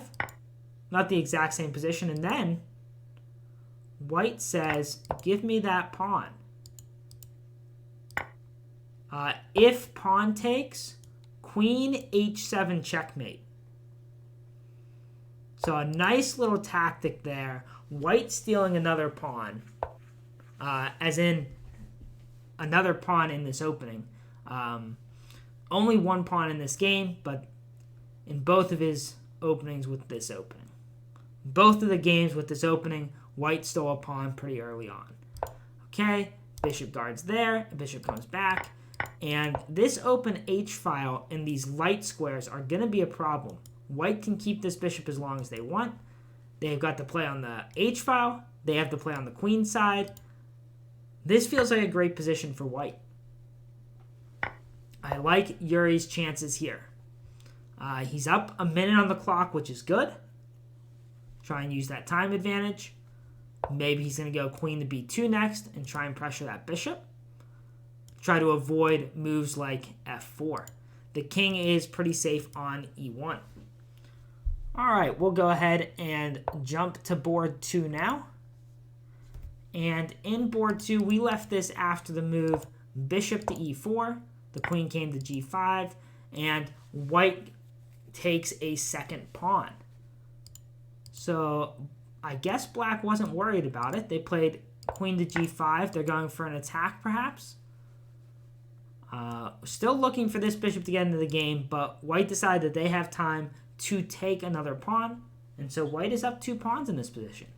So Alabama board 1, up 1 pawn. Alabama board 2, up 2 pawns at the moment. For some compensation. Alabama board 3, down the a7 pawn, but has the open file. There's a lot of play left in this position. And up 5 minutes on the clock. Hitting that white queen, although can the white queen just capture here? Is that a second pawn? What's the idea? If the queens come off, then that's a couple of pawns. That seems not ideal. So that's what white's thinking about here. Yeah, so in this position, black decided not to guard the d pawn. Okay, he saves the queen. He doesn't take there. So what were we missing? So after queen takes pawn,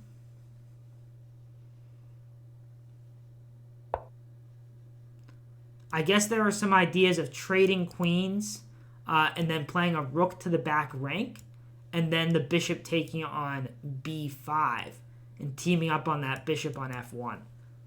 So there could have been some back rank tactics there. And so white avoids those.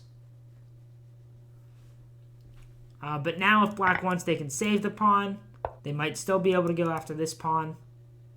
Reasonable position for black, although white probably is a little bit better. Here we can see that black is under attack. So we saw this d6 move pretty quick. White goes for the kingside attack. I would expect a move like queen to g6, looking to trade. That's what I would expect.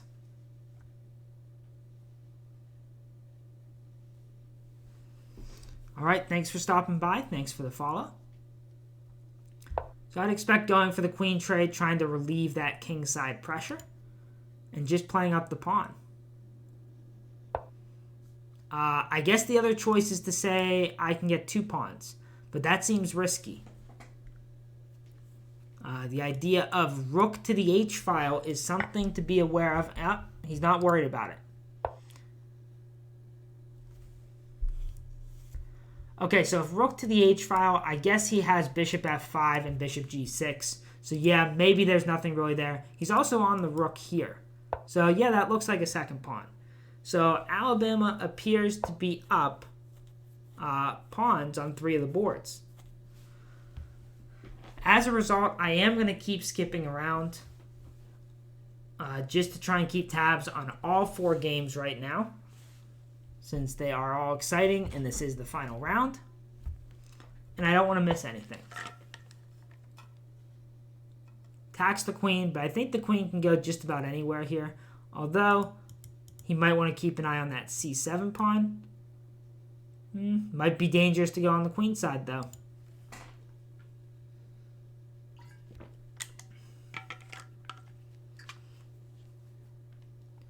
But if queen a5 and then bishop f5, he should be able to hold everything together, I would think. This actually also guards the h7 pawn, so that seems like a good move. All right, let's cycle on back through, see where the most action is.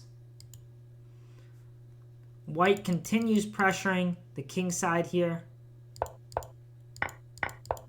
So after the bishop move, goes ahead and it looks like he's going to be able to force the light square bishops off, and that's going to make it really hard for black to defend that king side.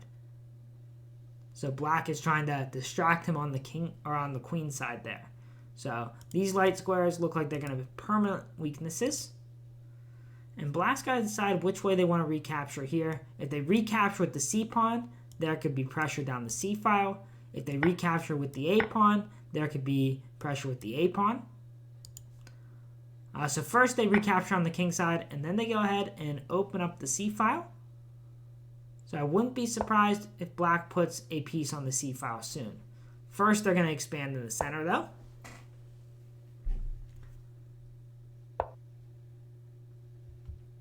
And we'll come back to this one.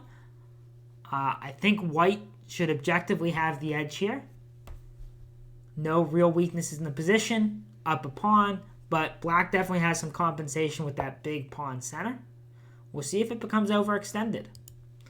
On board 2, we left this whenever white decided to steal the second pawn. He went after the queen, opened up his bishop, and now white's own queen is under attack here. These bishops look dangerous. So white's got to be very careful about where their pieces go here. Black has a lot aimed at the king side. Is it enough for 2 pawns? I want to say no. But white's going to have to be careful. Time pretty even. I'm glad white still has more than 5 minutes, because this position may take some time to defend.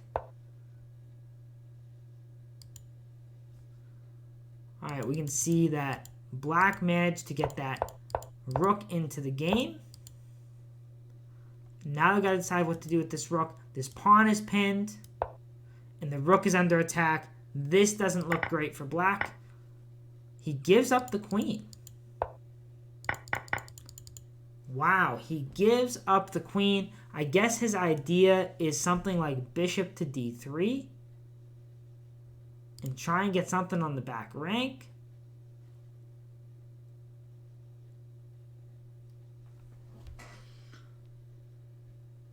But we can't lose a single game. And so this looks like a game that someone's going to win, and white's got to have the better position at this point. So we'll keep an eye on this. Hopefully black has some tricks up their sleeve. White is under 5 minutes, so anything can happen. And over here on board 4, after we saw white steal that second pawn, we did see the rook go to the h file, bishop f5, and black give one of the pawns back by giving away the c pawn. One reason I don't love this is that it really makes these other 3 pawns weak also. And so I wouldn't be surprised if these 3 pawns end up trading for these 2 pawns. If it goes to an endgame, it's starting to look a little bit more drawish. But opposite color bishops, let's see if this queen, rook, and bishop can team up for some tactics on the white king, who's also a bit exposed. I would like to throw in this move at some point just to stabilize everything.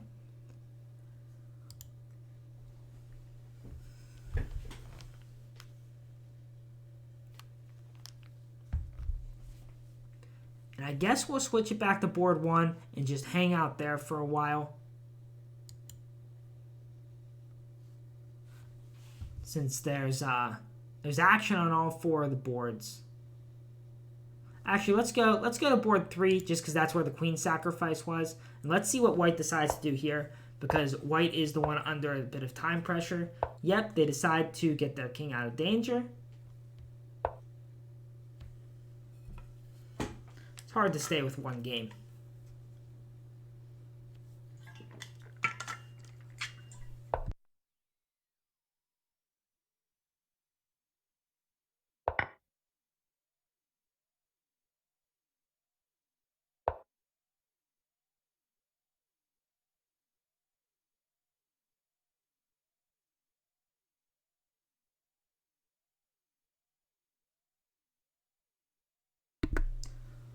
All right, so we see black establish the bishop and the knight on outposts.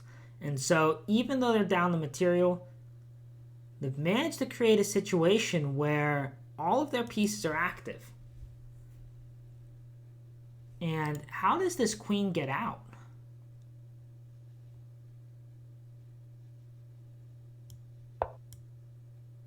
Does that just... Okay, so that doesn't trap the queen. But if the queen gets out here, then they lose the knight. And so black just managed to get that material back. The queen saves itself. They lose the knight, and then it's a rook in 2 pieces.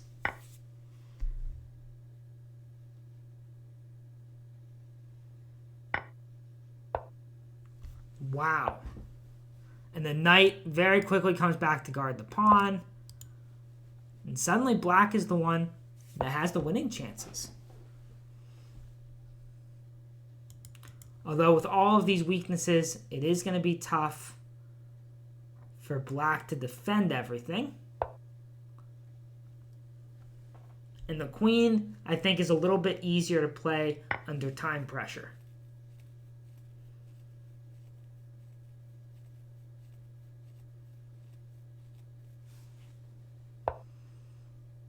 Okay, so he decides to guard the pawn that way, also hitting the f-pawn. I don't quite see how he creates attack. Well, maybe he comes in here with some kind of check. And then he might have some tactics. So we'll keep it here for the moment. White's got to decide whether they want to leave that f-file or not. I wouldn't be surprised to see the move knight to d2 show up next. He does leave the f-file. So the knight can take the pawn, or the knight can go to d2.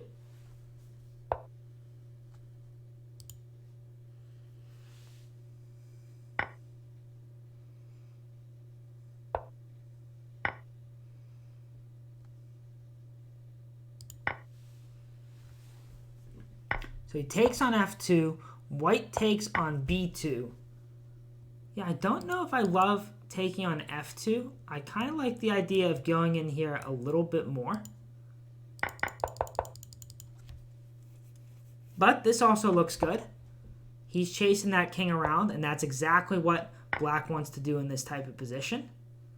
Where's that king going next? Onto the f-file seems dangerous. Onto the g-file. Maybe this king is in some trouble. Boy, this would be quite the game by Farouk. To choose to give up the queen, win the material right back. He's got that king on the run right now. And white is the one down on time. So Farouk has time to try to come up with this victory. Come up with that king trap. He steps on the f-file. Rook to f1 looks good. He's going to stay off the f-file for now.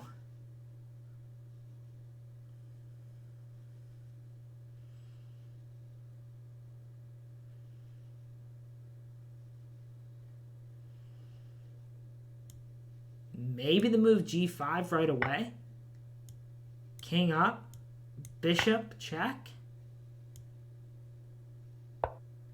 Yeah, he's going for it. He's going for it.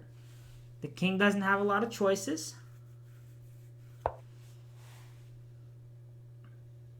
Now, bishop check.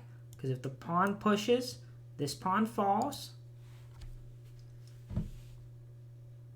Bishop check, king up, rook f1, and I don't see how he stops rook f6 for the win.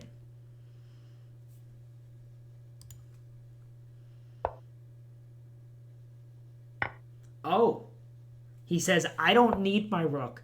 I'm going to play bishop to e2 mate. Force you to block and then take the pawn with the rook. Using his king. I hear a lot of moves on other boards, but we're staying here. Let's see if white can find a way out of this. So giving up the queen isn't going to get anything. There's just no material to be had. Okay, now rook f1.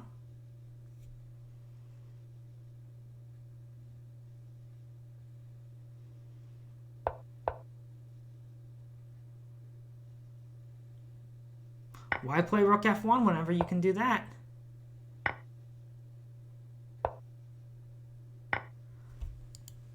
That was a beautiful game. Well done to Farouk. He gets the win. But unfortunately, white wins on time on this board. So that is going to be a loss for black. Ran into some time trouble in a tough position. The material was even. But white was pressuring quite a bit there. And we'll put it on this position for a moment while I update the scores.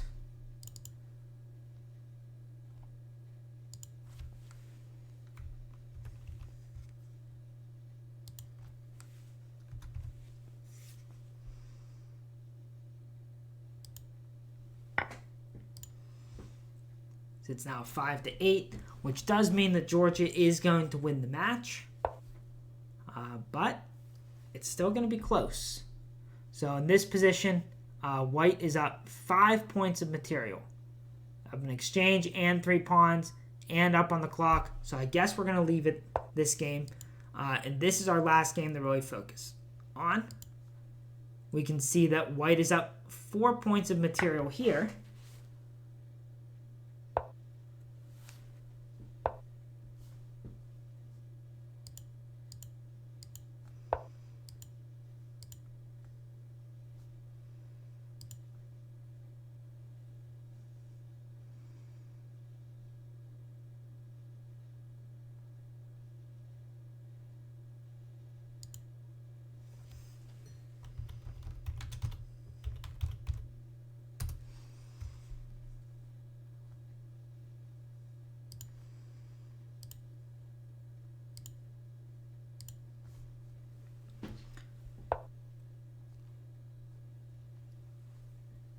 So we'll see what white is able to do. We are up the exchange and 2 pawns here. Black resigned here. So that makes it 6-8.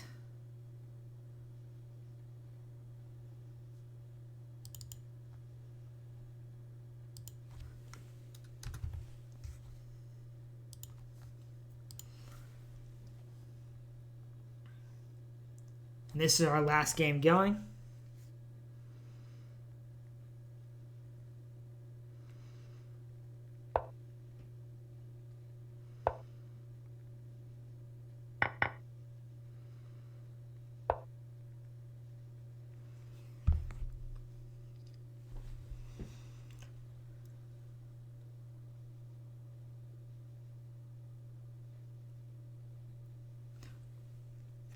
But it looks like black wants to play this out a bit, so they can. And it looks like the match will end up 7-8.